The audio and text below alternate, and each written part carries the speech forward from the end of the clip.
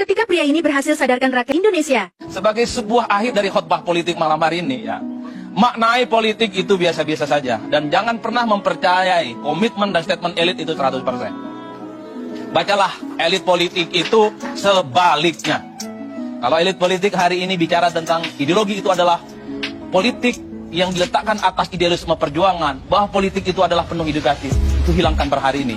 At the end of the day-nya, politik kita itu adalah ujung-ujungnya kekuasaan, kekuasaan, dan kekuasaan. Politik kita ujung-ujungnya itu adalah yang kalah berkoalisi, jadi menteri, dan jadi menteri. Atas nama Indonesia Raya dan Indonesia Maju. Lalu kemana para pemilih kita? Pemilih kita wassalam dan ditinggal. Haram hukumnya itu. Partai-partai politik yang kalah pemilu berkoalisi dengan pemenang. Haram. Pertama, secara ideologi politik, visi dan misi, partai ini selalu bertabrakan kalau mau pemilu. Oh, saya ingat betul visi misi yang dibuat oleh kubu nomor 1 itu kan, Bang Barus. Ingat betul saya. Apa yang mereka tolak? IKN. Anies dan Muhaimin ingin bikin ratusan kota-kota maju. Seperti IKN itu yang dianggap sebagai ini penghamburan uang negara. Tidak setuju pindah Jakarta. Infrastruktur dianggap ugal-ugalan. Demokrasi dianggap terjun bebas. Kok tiba-tiba iman politiknya goyang-goyang? Cocok berkoalisi dengan Prabowo dan Gibran. Dari mana ceritanya, Bang?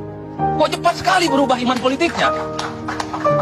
Yang ingin saya katakan adalah, kalau tiba-tiba Demokrat merasa menjadi bangga jadi menterinya Prabowo Subianto, PKB misalnya dapat menteri, Nasdem jadi menteri, jadi kebanggaannya itu hambar, Bang. Artinya apa? Untuk jadi menteri tak perlu jadi pemenang, nggak perlu busung dada. Kalau hanya ingin jadi menteri, kalah pun bisa jadi menteri atas nama kebangsaan dan atas nama kerakyatan. Kan begitu ceritanya, Bang. Artinya apa? Untuk jadi menteri dan jadi pejabat di negara ini dalam sistem pemerintahan presiden langsung, nggak perlu harus jadi pemenang. Cukup atas nama rekonsiliasi. Ya nggak? Betul kagak? Iya dong. Itu yang saya tangkap. Begitupun dengan partai-partai lain seperti PAN, seperti Golkar, ingin tunjukkan kepada yang lain bahwa pilihan politik mereka bergabung dengan Prabowo dan Gibran adalah pilihan yang benar, dan mereka sangat layak dan cukup bangga untuk menjadi menteri sebagai bentuk penghargaan atas perjuangan mereka.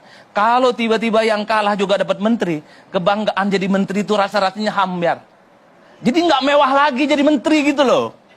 Tidur aja dapat menteri kok, kalah aja dapat menteri kok, nggak perlu berdarah-darah ngata-ngatain itu, oh IKN itu proyek abal-abal, hilirisasi itu abal-abal. Enggak perlu khotbah-khotbah begitu. Kalaupun toh pada ujung-ujungnya akan berkongsi dalam satu kolam koalisi bersama. Ini begitu jalur cerita.